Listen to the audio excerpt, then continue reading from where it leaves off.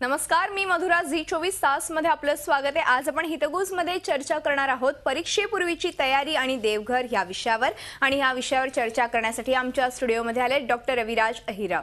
विषयाकडे वळण्यापूर्वी मी डॉक्टर रविराज अहिराव यांचं आमच्या स्टुडिओमध्ये स्वागत करते. नमस्कार सर. नमस्कार.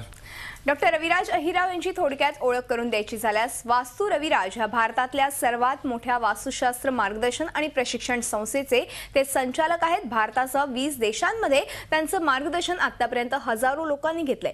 तब्बल 29,000 ग्राहक त्यांच्या मार्गदर्शनामुळे समाधानी झालेत. तर 6,000 विद्यार्थ्यांनी त्यांच्याकडून वास्तुशास्त्राचं शास्त्रशुद्ध असं शिक्षण घेतलंय. ठाणे, पुणे, सिंगापूर आणि सिडनी या ठिकाणी त्यांची कार्यालय देखील आहेत. विना तोडफोड उपाययोजनांच्या माध्यमातून छोट्या छोट्या दुकानापासून ते लाखो स्क्वेअर फूटच्या IT पार्क मधील वास्तुदोष त्यांनी दूर केलेत.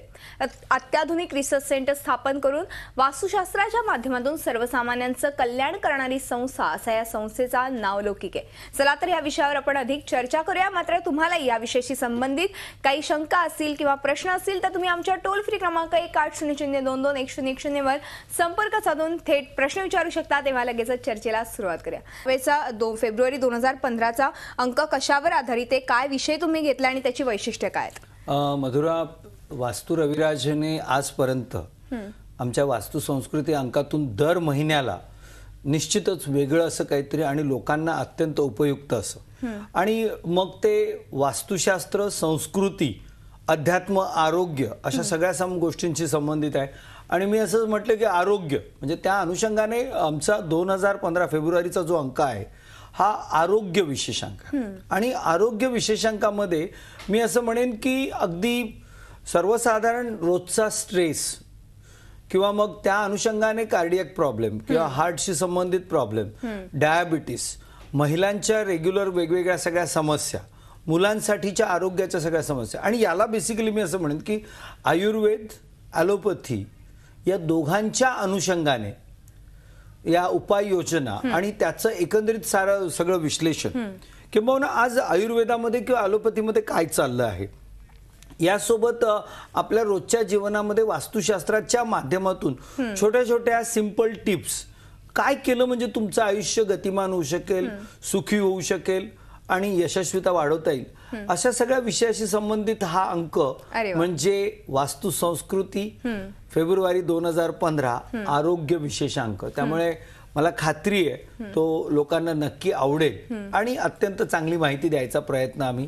नक्कीच. तुम्ही प्रत्येक वेळेस वेगवेगळ्या प्रकारची माहिती उपलब्ध करून देत असाच या मासिकातनं.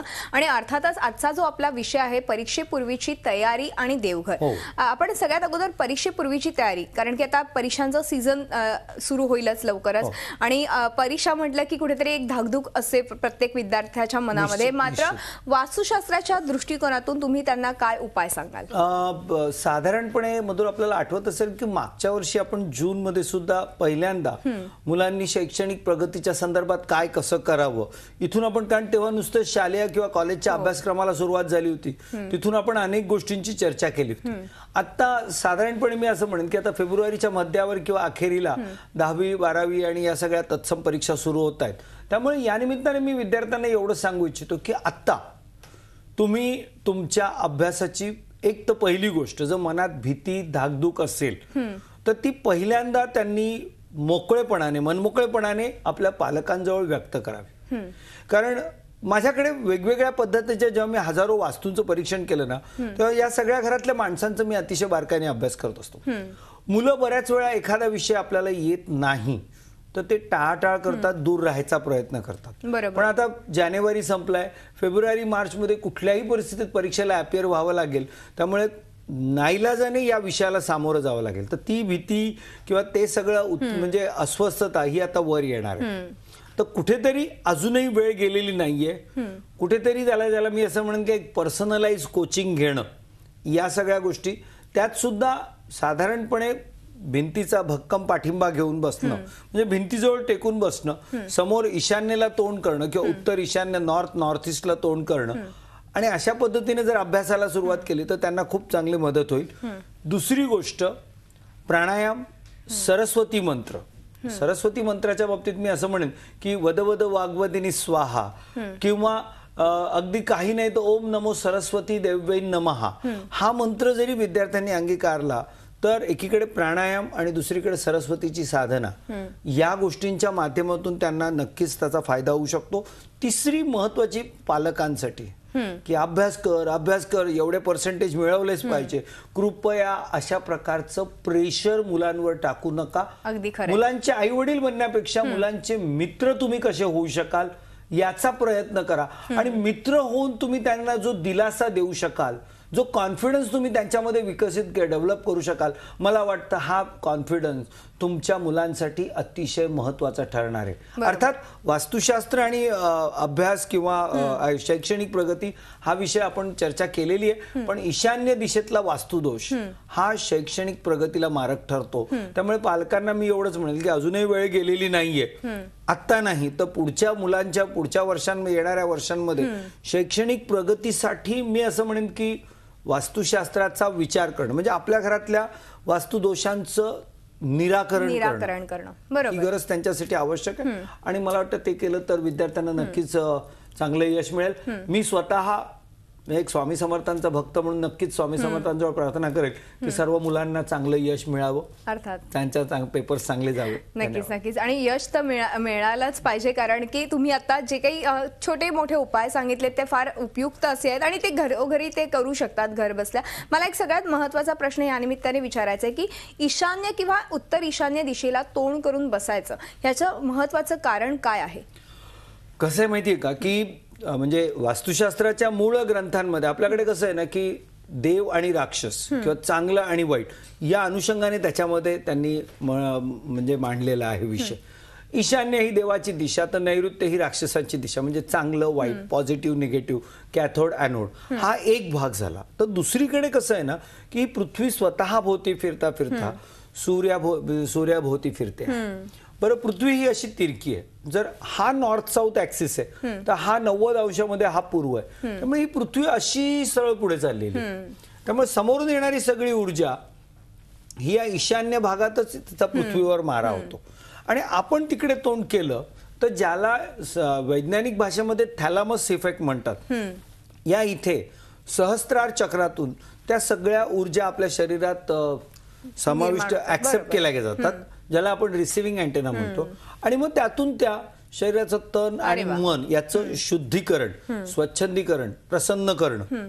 जेव्हा तुमचं मन, तन आणि मन स्वच्छ प्रफुल्लित आहे तर केलेला अभ्यास चांगला लक्षात राहतो. आणि अर्थातच तुम्ही हे सायंटिफिक रित्या समजावून सांगितलेले ते फार महत्त्वाचं आहे. अर्थात आपला जो दुसरा विषय आहे तो आज देवघराबद्दल.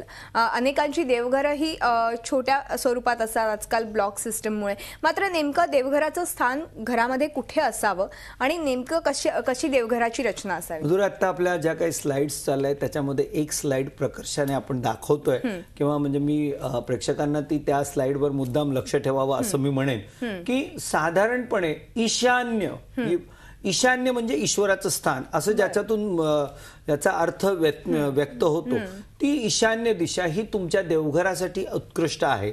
हा पहिला भाग.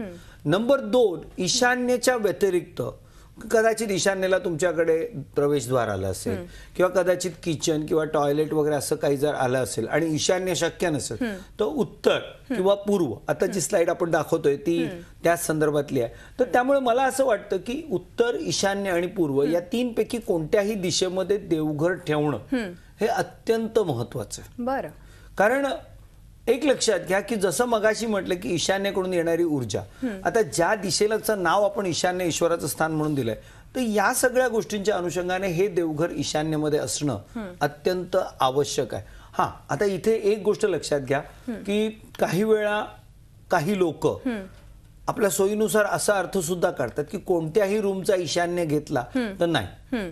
वास्तुशास्त्र करताना संपूर्ण घराच्या 8 दिशांचा अभ्यास करावा लागतो प्रामुख्याने आणि मग मायक्रो लेवलवर जाताना त्याचा. त्यामुळे संपूर्ण घराचा ईशान्य हा अत्यंत महत्वाचा आहे. इनफॅक्ट मी असं म्हणेन की मी नेहमी सांगतो असो की देवघर हा विषय तसं बघायला गेलं तर अगदी छोटंसं देवघर असतं, पण ह्या देवघराला अनन्य साधारण महत्व आहे. म्हणजे मी असं म्हणेन की जर मला वेळ दिला बोलायला तर मी सलग 5 तास देवघर या विषयावर बोलू शकतो. हे माझ्या विद्यार्थ्यांना माहिती आहे आणि एवढं अत्यंत प्रचंड महत्वाची माहिती मी देऊ शकतो असं आहे. त्यामुळे पहिल्यांदा आपण आता असं म्हणू, ईशान्येमध्ये देवघर ठेवा, नाही तर उत्तर किंवा पूर्व. याचा अर्थ उत्तर, ईशान्य आणि पूर्व या 3 पैकी कोणत्याही दिशेमध्ये देवघर हे आलंच पाहिजे. नंबर 1. नंबर 2, अशा पद्धतीने ठेवा की जेणेकरून देवाला नमस्कार करताना तुमचं तोंड उत्तर, ईशान्य किंवा पूर्व दिशेला झालं पाहिजे. देवाचं तोंड कोणत्याही दिशेला झालं तरी चालेल. ही गोष्ट अत्यंत महत्वाची प्रेक्षकांनी लक्षात घ्यावी. असं आहे एकंदरीत. नक्कीच आपण ह्या देवघराबद्दल अजून जाणून घेऊया आपण एका ब्रेक नंतर. हितगुज मध्ये वेळ झाली एका छोट्याशा ब्रेकची. तुम्ही पाहत राहा झी 24 तास, रहा एक पाऊल पुढे.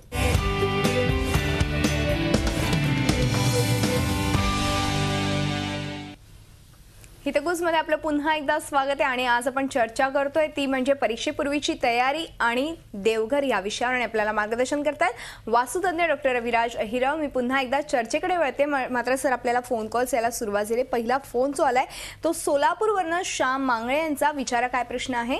नमस्कार. हॅलो. हा बोला मॅडम. हा बोला. हॅलो. नमस्कार बोला. हा सरांना मॅडम माझा प्रश्न विचारायचा होता. हा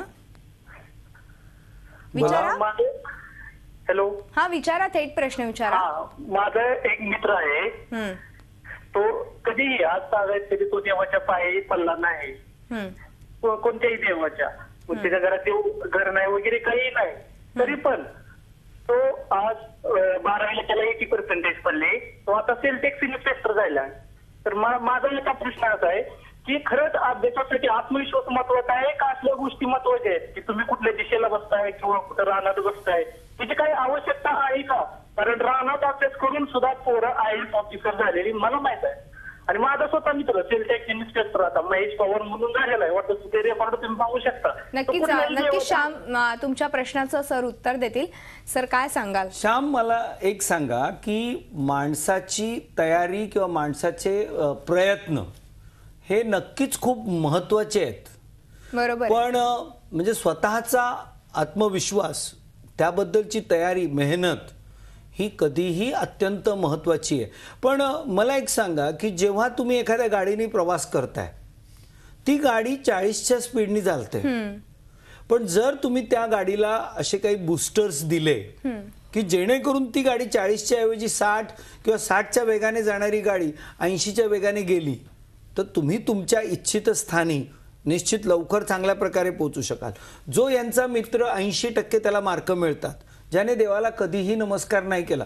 मी असं कधी म्हणणार नाही की देवाला नमस्कार नाही केला तर तुमचं कल्याण होणार नाही, पण कुठेतरी तुम्हाला एक मनोबल वाढवण्यासाठी किंवा आहे माझ्यासोबत कोणीतरी किंवा एक कॉन्फिडन्स तुमचा गिअर अप करण्यासाठी जर एक शक्ती तुमच्यासाठी काम करत असेल तर ती तिचा तुम्ही वापर करावा. श्याम, तुमच्या प्रश्नाच्या अगोदर मी जे उत्तर दिलं होतं की निसर्गातून येणारी शक्ती, पॉझिटिव्ह एनर्जी, ती जर त्या माणसाला मिळाली तर नॅचरली त्याचा कामाचा आवेग आणि आवेश चांगला होतो, त्याला चांगले रिझल्ट्स. म्हणजे जो 80 मिळवू शकतो त्याला जर या गोष्टींचा त्याने वापर केला तर तो 90 वर जाऊ शकतो, 95 वर जाऊ शकतो. म्हणजे आहे त्यापेक्षा चांगलं हे नक्कीच करू शकतो. त्यामुळे कधीही, किंबहुना सर्व प्रेक्षकांना मी एवढं सांगेल की तुम्ही वास्तुशास्त्र केलं, देवदेव केलं म्हणजे तुमचं भलं झालं असं जर कोणी तुम्हाला सांगत असेल तर ते धादांत चुकीचं आहे. तुमची मेहनत, तुमचं परिश्रम हे अत्यंत आवश्यक आहे, पण त्याला कुठेतरी आणखीन वेगाने पुढे नेण्यासाठी ही शास्त्र काम करतात. नक्कीच. म्हणजे थोडक्यात वास्तुशास्त्राची जोड जर त्याला लाभली तर नक्कीच ते लाभदायक ठरू शकतात. नक्कीच आपले प्रयत्न.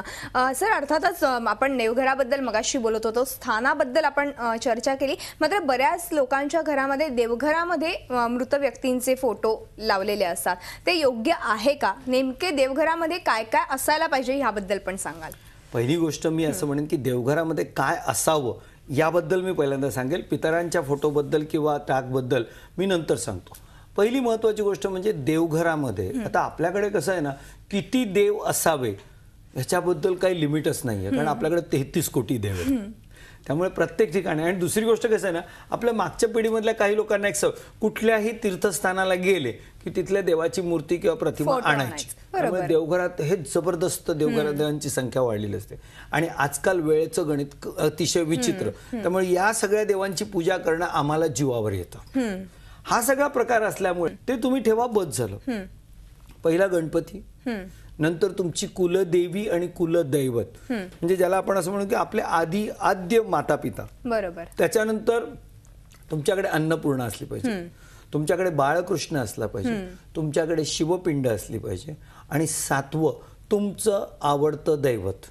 आता या 6 मधलंच जर कुठलं तुमचं आवडतं दैवत असेल तर तुम्ही 6च ठेवा.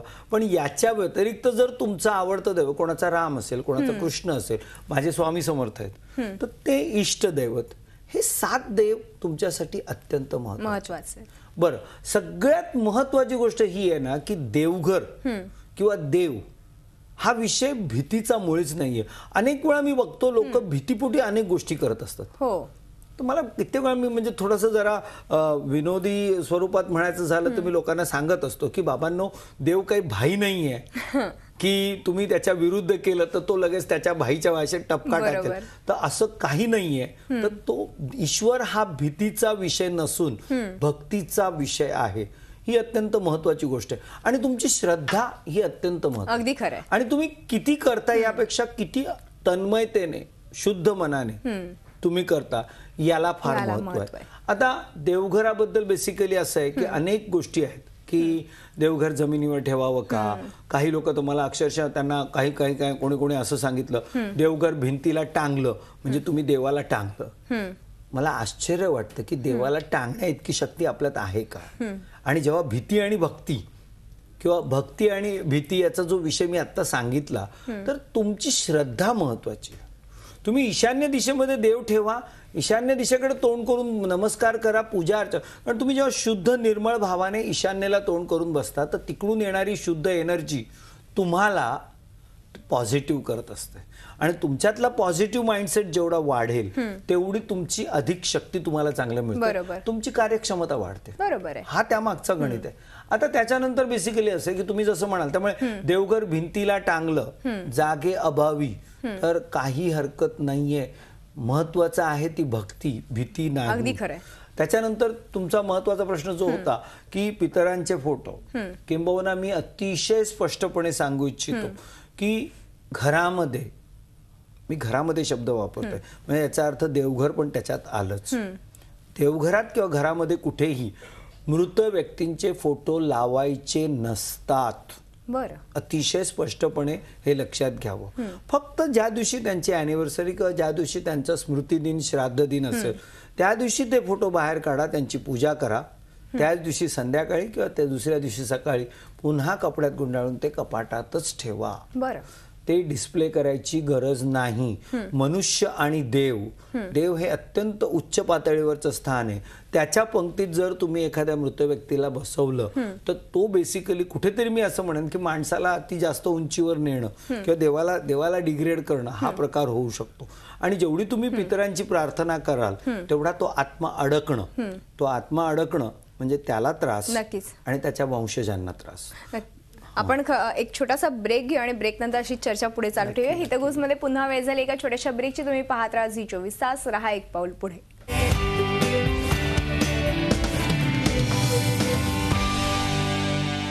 हितगुज मध्ये आपलं पुन्हा एकदा स्वागत आहे. आणि आज आपण चर्चा करतोय परीक्षेपूर्वीची तयारी आणि देवघर या विषयावर. आणि आपल्याला मार्गदर्शन करताय डॉक्टर रविराज अहिरा. मी पुन्हा एकदा चर्चेकडे वळते, मात्र सर आपल्याला एक फोन आलेला, आपण फोन घेऊया.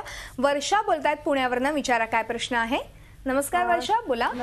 सर, मला विचारायचं होतं, जेव्हा आपण स्वतःचं घर बांधतो तेव्हा वास्तुशांतीही करावं लागते, परंतु जेव्हा आपण रेंटनी घर घेत असतो तर जर घरमालकांनी वास्तुशांती केलेली असावी किंवा नसावी तर त्यावर भाडेकरूंनी कुठली पूजा करणं जरुरी असते का? कारण की बरेचदा म्हणतात की जेव्हा आपण भाडं देतो तर तेव्हा त्या घराचा दोष आपल्याला लागत नाही. तर हे म्हणजे मला यातलं कन्फ्युजन आहे, तर ते कृपया नक्कीच वर्षाताई तुमच्या जे काही समस्या आहे ते सर सांगतीलच. पहिली महत्वाची गोष्ट, घर भाड्याचं असू दे किंवा स्वतःच्या मालकीचं असू दे, वास्तुशास्त्राचे चांगले आणि वाईट परिणाम दोघंही तुम्हाला म्हणजे भाडेकरूला आणि मालकाला दोघांनाही सारखे लागू पडतात.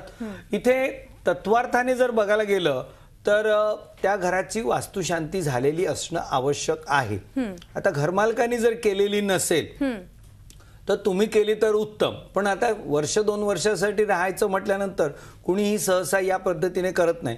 तर मग त्या अनुषंगाने मी असं म्हणेन की आपल्याकडे एक वास्तू दिग्दोषनाशक यंत्र आहे, ते आपण घरामध्ये प्रस्थापित करावं आणि वर्षातून एकदा एक होम हवनात्मक पूजा घरामध्ये करावी, जेणेकरून घराचं शुद्धीकरण चांगलं होईल आणि दोघांचा बॅलन्स राखला जाईल. हे त्यामागचं त्यांच्यासाठी महत्त्वाचं. आणि याच निमित्ताने ह्याच अनुषंगाने एक महत्त्वाचा प्रश्न, तुम्ही जे एक अभियान सुरू केलेले हक्काने मागा घर मात्र वास्तुशास्त्रानुसार, हे अभियान आहे त्याबद्दल काय सांगाल? आणि अर्थात हे अभियान अतिशय महत्त्वाचं अभियान आहे असं म्हटलं तर काही काय झालं ना मधुरा, की याच्यामध्ये एक सगळ्यात महत्त्वाची गोष्ट आहे की अनेक लोकांना किंबहुना अनेक शेकडो आर्किटेक्ट्स आणि बिल्डर्सना सुद्धा अनेक वर्षापूर्वी असा गैरसमज होता की वास्तुशास्त्रानुसार एखादी बिल्डिंग किंवा एखादा मोठा कॉम्प्लेक्स बांधता येणं कठीण आहे.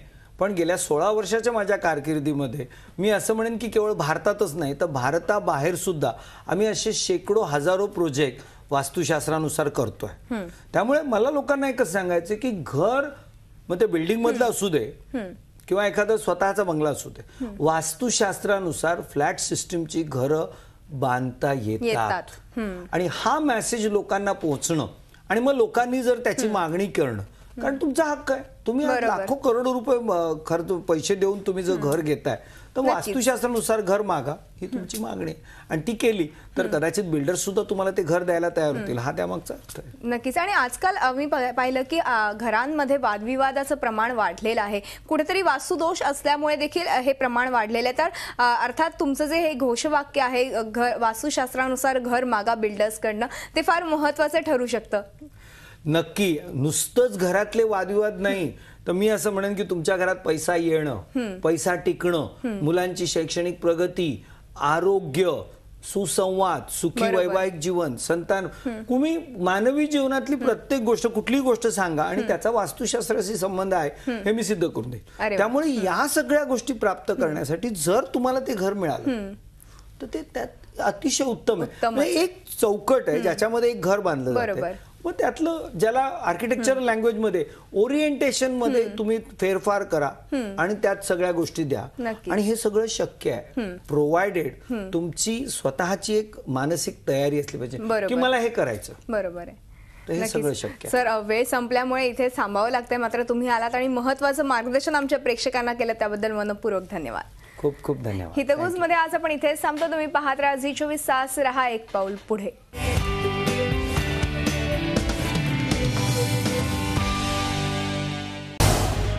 झी24 तास, रहा एक पाऊल पुढे.